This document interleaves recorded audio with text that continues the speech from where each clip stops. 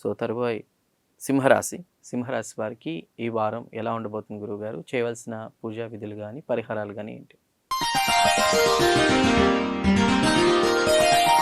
సింహరాశి వారికి చూసుకున్నట్లయితే కంటికి సంబంధించి కానీ, గొంతుకు సంబంధించి కానీ,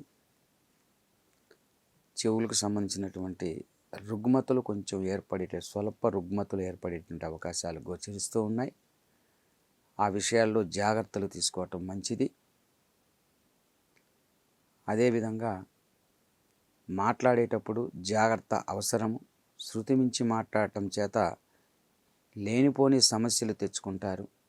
ఈ వారం అంతా కూడా వీరికి ఆర్థిక పరంగాను, బయట వ్యవహార లావాదేవీల్లో కానివ్వండి, అనుకూలమైనటువంటి వాతావరణం గోచరించట్లేదు. కనుక ఉన్న దాంట్లో లిమిటెడ్గా, అంటే హద్దులు మీరి పరిమితంగా మాట్లాడి పరిమితులకు లోబడి కనుక వ్యవహరించినట్లయితే వీరికి మంచి ఫలితాలు వచ్చేటువంటి అవకాశాలు గోచరిస్తున్నాయి. లేని ఎడల సమస్యలు కొని తెచ్చుకోవాల్సిన పరిస్థితులు ఏర్పడుతున్నాయి. వీరు శివాభిషేకం చేయటం, దుర్గా సూక్త పారాయణం చేయటం అనేటటువంటిది ఉత్తమం. అవి చేసుకున్నట్లయితే అన్ని విధాల వీరికి మంచి జరుగుతుంది.